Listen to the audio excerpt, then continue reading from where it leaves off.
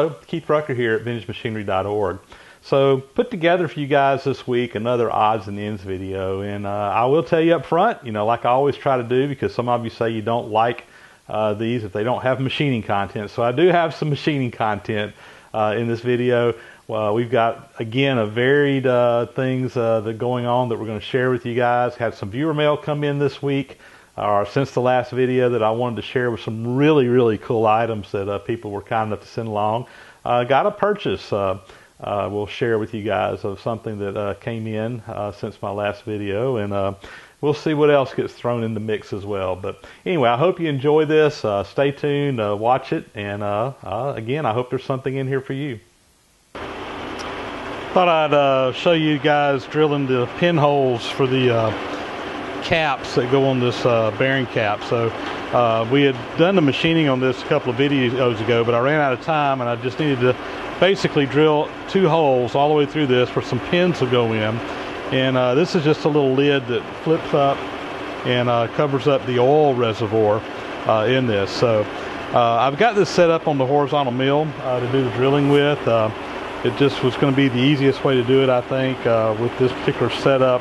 So like before, I've got it mounted on my angle plate, and this way I can come in 90 degrees from the side and drill it. So I'm going to start out with just a little center drill just to get a place started, and then we're going to punch this through with the number 46 drill bit, and then I'll swap it out. I've got an extra long drill bit. I'm going to try to drill through the whole thing so that the holes will be in line with one another, so those hinge pins will be in line with one another.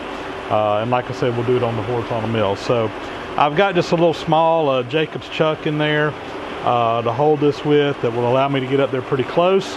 And let's see, we got the mill running at about 650 RPMs. So on this little small drill bit, that should be great.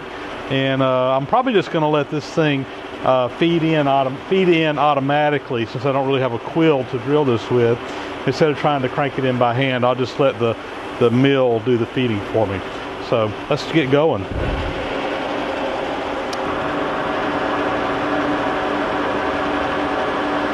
That'll be enough to get that drill started.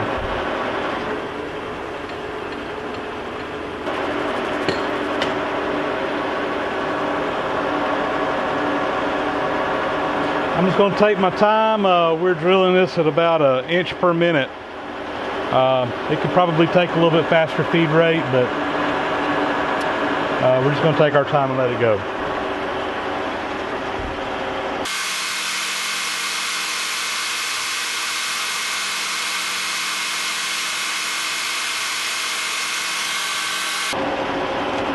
All right, it's through.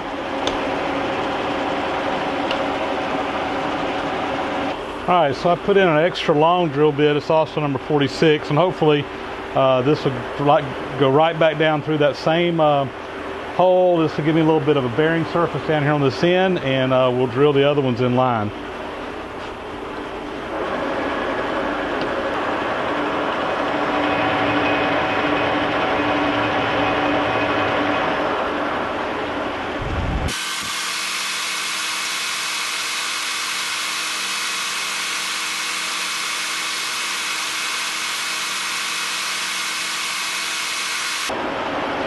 All right, that's through.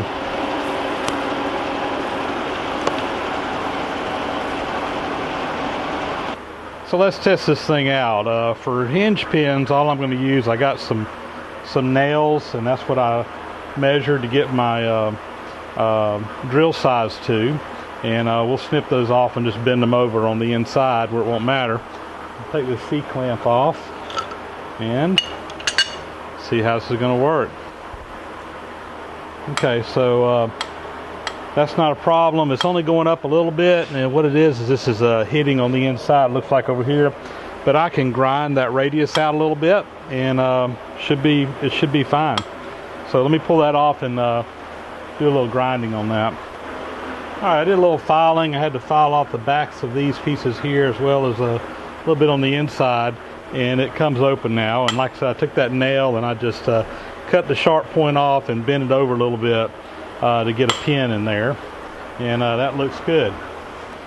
And from this side you can now see that comes open, and we'll fill this up with some packing material or some like some wool felt or cotton felt or lint, and that would kind of just serve as a reservoir area for the oil that will just slowly drip on the bearings, and we'll have to drill a couple of holes in here.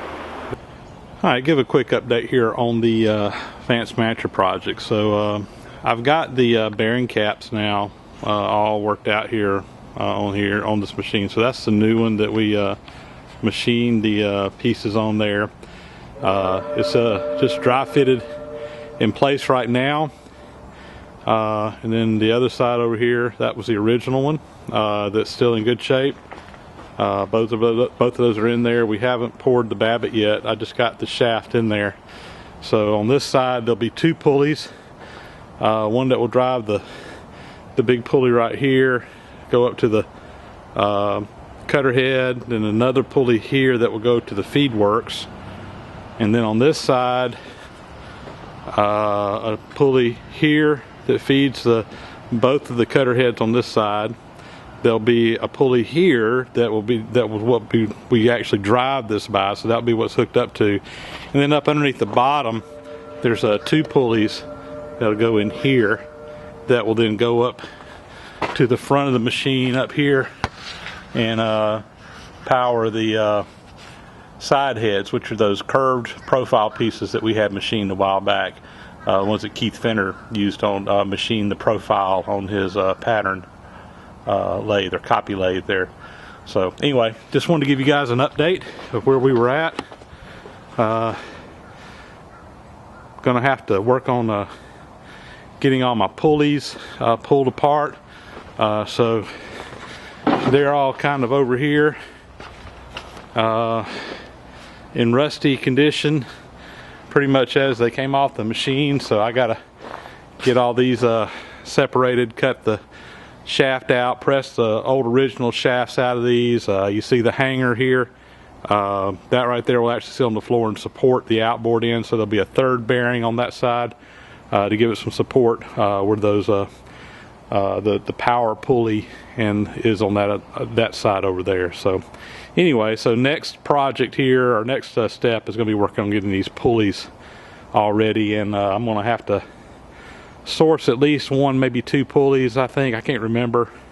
As you can see, that one there, we're not gonna be able to use that one. That was a steel pulley, and it's kind of rusted out, so we're gonna have to find a couple of pulleys to go in here as well. So we've had a little viewer appreciation mail come in over the last couple of days. In fact, there's been a flurry of things coming in the past couple of days, so I thought I would share some of these things with you. So we'll just get right into it. Start off with James Rodman here. He contacted me a couple of weeks ago and said he had a big taper shank drill, knew that I was putting together a collection of these a while back, and wanted to know if I would be interested in another one. So this is 1.25 inch number 3 Morse taper. It's in pretty good shape. Could use a little grinding on it, but overall looks pretty good. So anyway, this would go in the taper shank collection, and we'll put it to good use. So thanks a lot, James, for the nice taper shank drill. This one's in really good shape. Like I said, the end, it doesn't look like it's been used, but there's a little bit of surface rust on there, or it's been just a little bit of pitting on that where that was at. Not bad. I think it would probably cut fine, but we'll put a new edge on there. The sides look real good and sharp, so it looks like it really hasn't seen much use, just got a little bit rusty, but again, it cleaned up pretty good. I just hit it with the wire wheel and knocked most of the rust off of it, and it looks great. All right, next got a little envelope here in the mail from Jack Hoying. Jack has sent me several things. Actually, we've sent each other things back and forth several times over the last couple of months, but Jack sent me a bunch of little clamps. He says a local hospital was changing out all their surgical supplies, so I picked up a bunch of clamps and such. Maybe they'll come in handy for a repair job sometime, Jack. P.S. Yes, these have probably been inside a lot of people. So he sent me, most of these are kind of little clamps. I think there was one pair of scissors little snips in here, but most of these are clamps, so some of them are straight on the end, some of them are curved. Anyway, nice selection of these. And thanks, Jack. I don't have very many of these, but they sure do come in handy sometimes, getting down in tight areas and picking something out. And actually last Saturday when I was out at the shop, I had a little metal chip, little metal splinter that got up in my finger, and I normally have a pair of tweezers, and I didn't have a pair of tweezers. I couldn't find my pair of tweezers in my toolbox. If I'd have had these, I could have gone right in there, grabbed that thing, and plucked it right out. As it turned out, I had to wait till I got home to dig it out of my hand. So anyway, these will be great for the toolbox.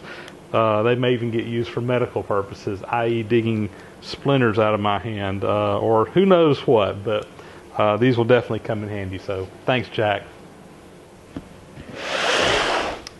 And next here I got a box. This one came today from Stacy Call up in Hurricane, West Virginia. Stacy actually contacted me a couple of days ago. I guess it was over this last weekend, or right after my last odds and ends video came out, where I had showed putting the new taper in and getting the old taper out of the 18N Super Chuck. And I made a comment, and I wasn't really trying to get something for free or anything like that, guys, but I made a comment that that Jacobs made a 20N chuck, which goes up to 1 inch, and I said, I'd like to find one of those. Well, Stacy contacted me and said that he had bought a bunch of stuff recently, and in it was a 20N chuck, and he said it was way too big for anything he had, and he wanted to send it along to me. So the box came today with a nice 20N Jacobs chuck. You can tell it's been used, but it's in good shape. Works just fine. Says on here, let's see, the capacity on this is 3/8 of an inch up to 1 inch. So this can hold a 1 inch shank, which quite honestly, the reason that I want this is for like holding big reamers and things like that on the lathe. And it comes with a nice number 4 taper shank already in there. This one does not have to be removed, so thank goodness we won't have to knock this one out. In fact, I carried it out to the museum early today and checked it out in the lathe, and everything works great. Chucks up fine. The key on here, it works, but I don't think this is the right key. I'm going to have to do a little research. It's kind of sloppy in there. I think this one actually fits the 18N, which is nice because it'll give me an extra one of those, because I actually have another machine that has a big chuck that takes that. It's in storage right now, and that's where I got the key for my 18N, was off that other machine, so I'll have an extra one to go to that other machine if I ever get it out of storage and get a shop built to put it in. But anyway, this is real exciting. This is a monster chuck, let me tell you. I'm excited to have that. And in addition, Stacy said, I'm going to put a couple of extra things in the box, and he didn't tell me what all they were. So this was like like Christmas, going through this box and seeing what all he sent me. So we're going to unwrap these. He wrapped everything up in these looks like sweatshirt type material. So got a tool cutter here. This is a Sandvik Coramart. I can't quite read that. It's kind of been hit on with a hammer. Takes a triangular insert that just kind of clamps down on there. No screw or anything like that in there. I've actually got a couple of other holders that I think take the same insert. In fact, there's a boring bar here, and I think that's the same insert as well. I'm going to have to find me some of these triangular inserts and get some new ones. So this boring bar here, I don't see a name anywhere on it. But anyway, that right there will be a nice handy boring bar. And turning tool. Wait, there's more. Let's see what else is in here. Alright, so here's a big number 4 taper, live center. Appears to be in good shape. The bearings feel pretty darn good. And if not, it looks like it'd be pretty easy to change the bearings out in this. And even the center looks pretty good. There's one little ring on there. It looks like a tool got up next to it, but actually that looks really good. In fact, that may look even better than the center that I'm currently using. Anyway, that right there will come in handy on the lathe. Still more. Another center here. This one's interesting. This is an Inco micro set center. It's also a number 4 Morse taper. The interesting thing on this one is, if you look, there's a scale on here. It says up right here, and if you rotate this front piece, if you turn it, what it does is it offsets this center left or right. And so if you're turning something and you're turning and you got a little bit of taper in that, and you can measure that taper and you know that it's a couple thousand smaller at one end than the other, you can actually, using the center, just pull it one way or the other, and it actually adjusts that center back and forth. It goes up to 12 thousandths in either direction. So you can actually straighten the taper out on a long turning job with the center. It's not a live center, it's a dead center, but it does have that little adjustment in there. So I have seen these. I've never had one of these, and there's definitely been a couple of times that I've had some taper on parts, and you can accomplish the same thing by actually adjusting your tailstock in and out. But this right here would be a lot easier. And a lot of times I don't really like adjusting the tailstock too much, particularly if it's just a really long job. I've got my tailstock set where up close to the chuck it works pretty good, but if I get out longer, sometimes I get a little taper in there just from the wear and the ways and everything on the machine. So this right here will be handy if that situation ever comes up again. Still more. So this is a boring bar made by Ericsson. It's got a part number on here. He told me when he was sitting, he said one of the items he said is has a little micrometer on the end, and he wasn't sure what it was. Well, when I saw it, I knew exactly what it was, and I'll get you guys zoomed in here where you can see this a little bit closer. But there's a cutter in here. It's threaded in at an angle, and this little micrometer ring around here. What this allows you to do is you loosen this up, and you can adjust that, and it actually screws that tip in and out, and that allows you to change it. And using that micrometer on there, you can, if you need to make the part, if you need to bore it just a few thousandths bigger or smaller, you can do a fine adjustment with it. So I believe with the round shank on this probably was used on like a CNC milling machine, I'm guessing, for boring a hole out at a very precise size. That's my guess is what it was for. It would be very handy for those production jobs, where you need to repeat the same cut over and over and over again. But even though I think this right here will come in handy, what I like about it is it's a fairly small diameter boring bar. And while I've got some boring heads that accomplish very similar, for a small diameter, I think this right here would actually be easier to use than some of the boring heads. So another good tool for me to use. And it keeps on getting better, guys. There's still stuff in the box. So next is a big adjustable reamer. This one goes from 1.5" to 1 13/16. Some people, they really don't like these adjustable reamers, and I would agree. If you're doing a reaming job and you need to get it to a certain exact size, it's better to have a dedicated reamer. But I'm going to tell you, doing restoration work, I use these a lot, because a lot of times when you're doing restoration work, you really just need to get something to where it fits.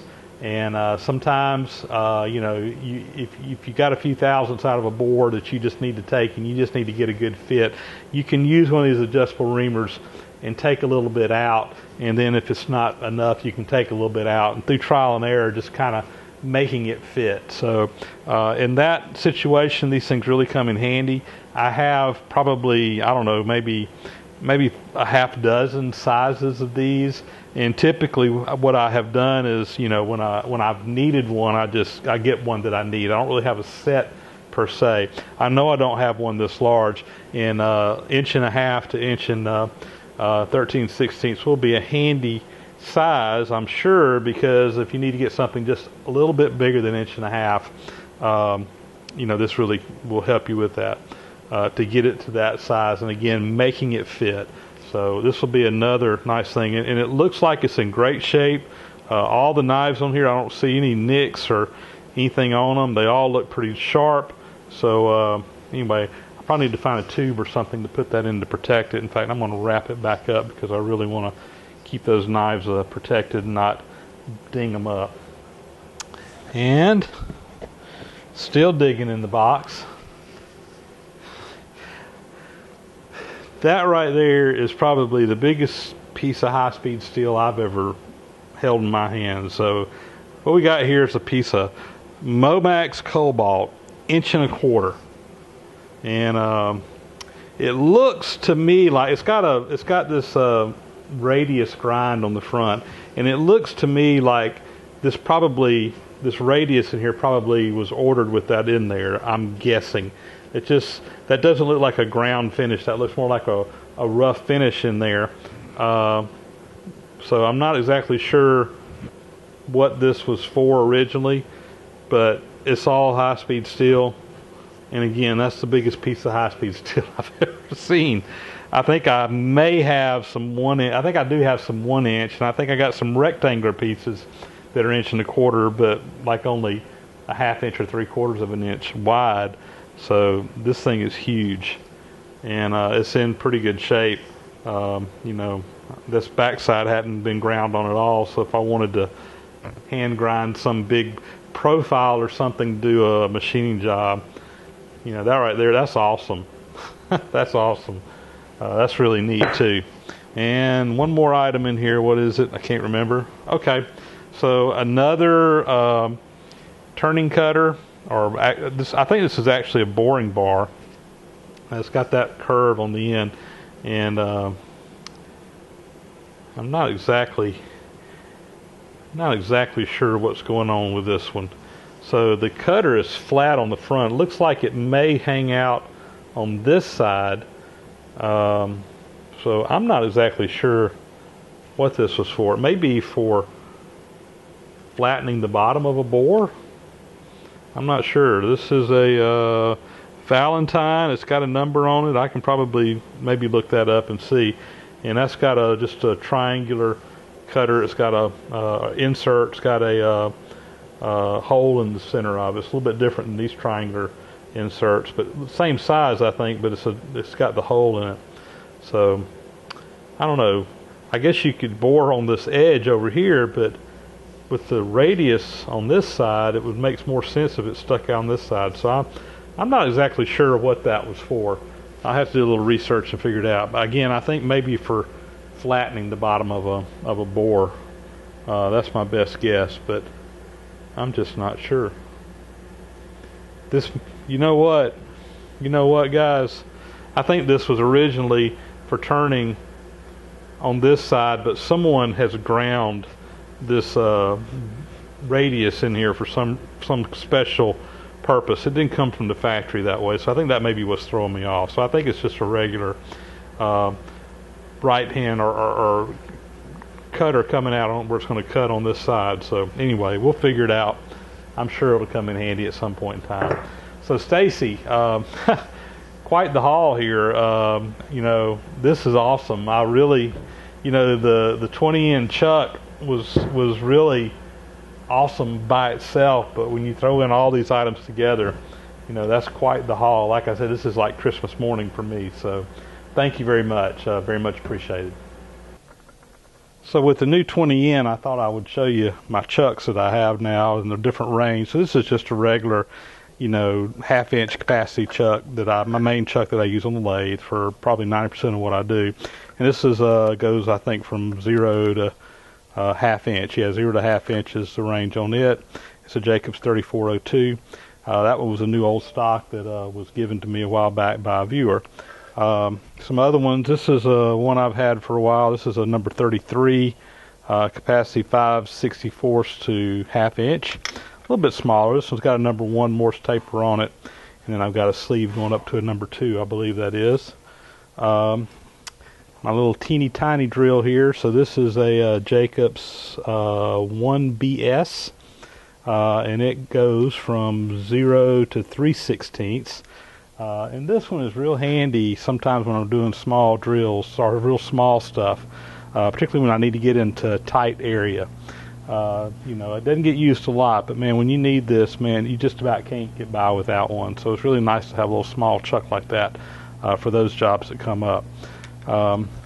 So, you know, before I got the 18 in, that was pretty much my range in chucks, and I picked up this 18 in a while back, and we've talked about it, and this is the one we just put the new arbor in, number 4 Jacobs or Morse taper arbor on it, and then most recently the 20 in coming here next to it. This one has a range from 3/8 to 1 inch.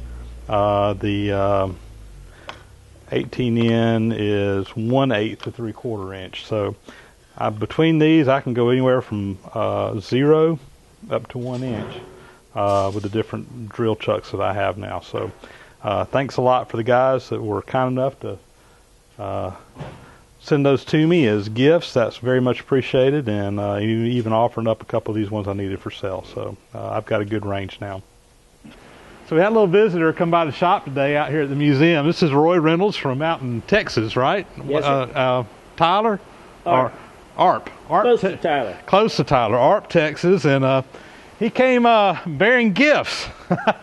So he brought a couple of things for the museum. So you see this thing sitting next to us here. This is a big steam whistle. So we actually shot a little video the other day of us trying to repair a little steam whistle and didn't have any luck with, and lo and behold, he comes walking in with this monster. This is probably the biggest steam whistle I've ever seen. And I think we're going to maybe try to get this hooked up out here either at the sawmill or cotton gin or something like that at some point in time. So that would be kind of neat. And also this contraption down here below me, and I'll zoom you guys in and let you see this, but this is a steam pump. So this has got 2 little steam cylinders in it that kind of go back and forth, reciprocate back and forth, and then there's 2 cylinders that it pumps water. And this is actually can be used to inject feed water or water into the boiler, on the boiler, or do other kinds of pumping of water for all that matter goes. But again, this is something that we can probably use down our steam-powered sawmill as a backup for pumping water into the boiler. So excited to get both of these. So thanks, Roy. No problem. All right. So this past week, as some of you guys probably saw in Adam Booth's video, I had the opportunity to go over and visit Adam. I was over in the Pensacola area on business. I had to go over look at some plots and near there, and ended up just getting a hotel room there in Pensacola since I was going to have to spend the night over in that area anyway. And while I was there, take advantage, go see Adam. I had some stuff I dropped off for him.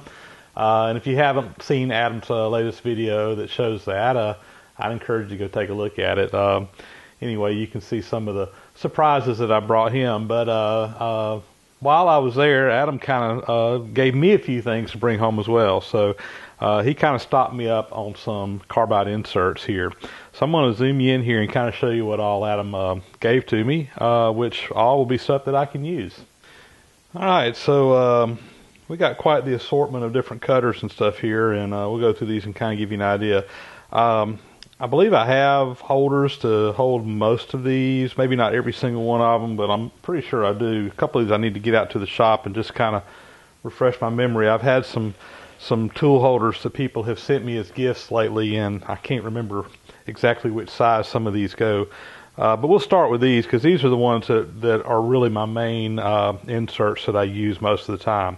So first off, the WNMG cutter here, often called a trigon cutter. So this one has got, 3 faces or 3 tips on it, and you can flip it over and you have 3 more on the other side. So each insert, if you don't break one off real bad, or you can get 6 different faces on one of them. And I do have one holder that takes that type, and Adam gave me one of those. Now this one here, which is the CNMG, this is probably the one that I use more than anything else. And I've got quite a few different tools that take these. And anyway, he gave me a assortment. Every one of these is a little bit different, and I can't remember which ones are which. So, but these are some of the ones that Adam has been using and has really liked. And like these two here, they look identical and they are the same type, but one of them actually has a bigger radius on the end than the other. So I got a couple different radiuses and a couple different styles.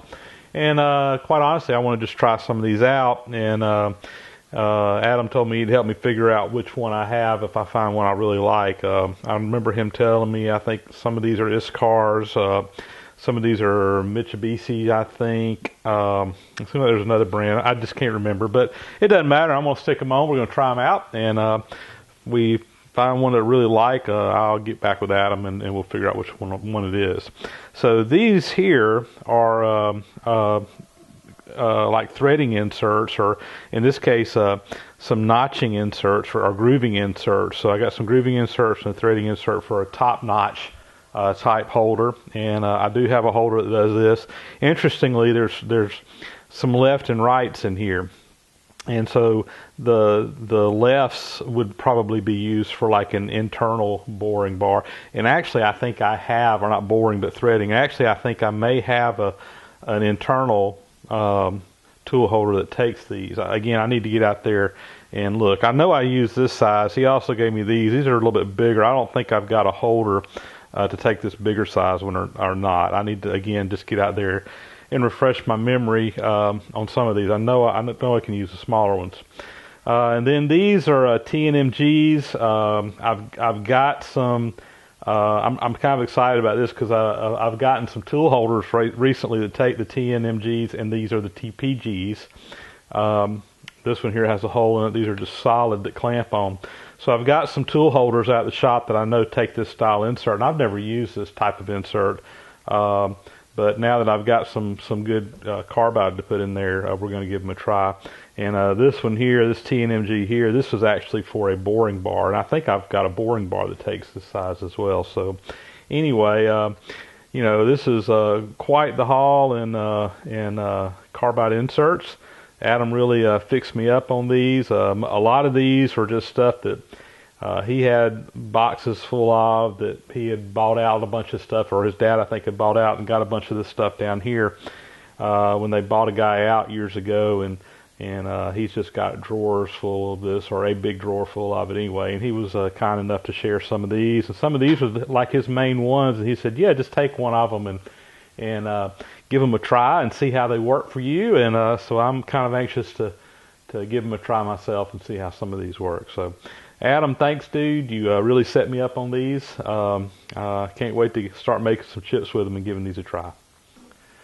So another thing I want to share with you guys is a recent purchase I made, and that's this cabinet here. This is another one of the Hewitt type cabinets. I've got several of these to hold different types of tooling. So I think this is the fourth Hewitt cabinet of this size that I have. I've got one that holds end mills, one that holds fractional drill bits. I've got one that holds taps, and now this one here is for my reamers. And I also have one of their bigger cabinets that I've got all my taper shank drills in, from everything from what is it, an eighth of an inch up to 1 inch. I've got a big cabinet with those, all made by Hewitt.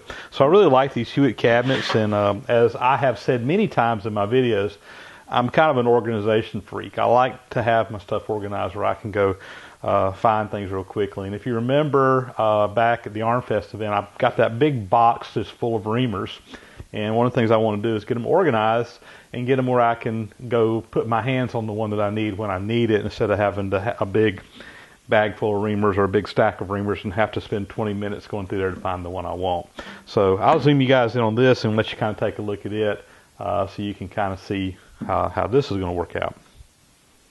So this is the cabinet for fractional size reamers, and you know, looking through the ones that I had, most of them were a fractional size. There were a few of them that were a thousandths over or under, and some that were oddball sizes in between the fractions. But you know, most of my reaming is probably going to be around fractions, so I went ahead and got this cabinet. They've actually got a couple different style cabinets for reamers. They've got another one, similar design as this one, for dowel pins. So they kind of have some of the major fractions, not all the fractions, but the major ones. You have dowel pins, and they have one exactly on size, slightly oversized and slightly undersized. But anyway, we're going to start with this one. So it starts at a 1/16 of an inch and basically goes up to 1/2 inch. And these are really by 64ths of an inch. So there's quite a few different drawers in here with different cabinets or what have you. I went through the reamers. There wasn't a lot of these smaller ones in that collection, and I've got a few more out of the museum that I will add to this when I get them out there. But I did find a few in here between, was that 16th and 15/64. Most of what was in that big collection of reamers fit in this drawer, so this is between 1/4 of an inch and 3/8 of an inch. And then, you know, on the other ones I only had one that fit in this drawer. But again, I think I've got some of these sizes out of the museum. So we'll start filling this in and kind of filling in the collection. The bottom one down here, there's only two drawers or two dividers, 31/64 and 1/2 inch. And right now, quite honestly, I've just got some oddball stuff in here. So this bag here is all taper reamers. And I have a bunch more of these out at the museum, basically a full complete set of taper reamers that I use quite frequently. Let's see, there was a 1/2 inch reamer I think in here, which is back here. And then all of these are reamers, and I've got to figure out a better way of doing these, but these are all reamers that were in that big box that I was able to determine. They're stamped with a size, but they're not exactly one of the fractions. And I will note that in some of these drawers, some of these were like 1,000th under, 1,000th over. I went ahead and just put them in here, even if they were slightly oversized or undersized. And, you know, I'll know that, remember that, and when I start looking at these, I'll look at them to make sure. But I went ahead and just put them in these drawers because they were just right there close to it. So some of these where I have multiple reamers in there, some of these are maybe over or under, and again, it's not a big deal. I can look on the shank and read them. But again, these are all just oddball sizes, but I know what they are. Additionally, in that box of reamers, there was a pretty good stack, probably a little bit bigger than this stack here, that the reamer wasn't marked. Didn't know what size it was. It wasn't actually stamped on there. And I can get my calipers out and kind of measure it. And I did that on a bunch of them, but a lot of them were fractional and already had, you know, another one that I knew was right on the money, and I kind of went through and picked out the better ones and put in here. Some of the ones that were a little bit rough, you know, I threw some away, quite honestly with you. And some other ones that, if you know, I just put them in my bag of extras, and I've got that over in another toolbox for spares down the road, I guess, if I run out of them. But anyway, I'm glad to have these a little bit better organized, and I will mix in my other reamers that I have. I'll put them in this cabinet at least up to 1/2 inch whenever I get this out to the museum. Another thing I wanted to mention in here was in my last odds and ends video, I showed you guys the final product of the knives for the Oliver trimmer that I made for Carl Shields up in Rockford, Illinois. And after I shot that video, I put those in the mail to him, sent them up to him, and I got a message back from him as well as some pictures that he sent of the knives installed on the Oliver miter trimmer. And I thought I would put some of those pictures into this video just so you can kind of see the finished product, see where those ended up. And he tells me that they fit perfect, and he actually even made a couple of cuts on some wood, and said just made a great shaving. So success with that project. The trimmer knives, it took a while to get them done, but we got them done, and Carl's very happy with how they came out. So that was a fun project, Carl. Thanks a lot. There's a whole backstory on that miter trimmer deal, and one of these days maybe I'll share it with everybody. But we actually got in a bidding war over that actual item, and Carl ended up beating me out on it, and and I knew I could make the knives that he needed, and I went up to him afterwards and said, all right, we'll work together, and I'll go ahead and make the knives, which was a relief for him because he knew he was getting a trimmer without any knives. And so very early Oliver, I think the serial number on it is like 17, so it's kind of a neat machine. So anyway, congratulations, Carl. I'm glad they worked out for you, and I'm glad that I was able to contribute toward that project. So thought we'd play another round of mystery tool. That seems to be the popular thing. So this is something that Roy actually brought with him to play mystery tool with. So we're going to test you guys' knowledge and see if you guys can figure out what all this contraption is. And I'm not going to give you any clues. You either know what it is or you won't know what it is. So all this right here actually goes together. I will tell you that there are a couple of different attachments for doing some different tasks. And anyway, we'll post this up, and maybe in my next odds and ends video that I do, we'll show you what this is and how to use it. So there you go, guys. Yet another episode of Odds and Ends all wrapped up. So I appreciate you sticking through and watching this throughout. I hope there was something in here that piqued your interest. And as always, I want to thank all my many subscribers out there who subscribe to my channel and watch all my videos. If you haven't already, please do subscribe. We got a subscribe link at the end of this, or up in the top right corner of your screen. You can click on that and subscribe to my channel, and get a little notice when we post new videos, so you can kind of keep up with what's going on. And as always, guys, I appreciate those comments. I've had a lot of comments come in over the last few days, and I always I always don't try. I always do. I read each and every single one of them, and I try to reply to as many of you guys as I can. But I always appreciate those comments. Please give me feedback on how you like it, how you like my episodes, and if there's something else you'd like to see down the road. So I always look forward to hearing from you guys. So until next time, we'll see you later.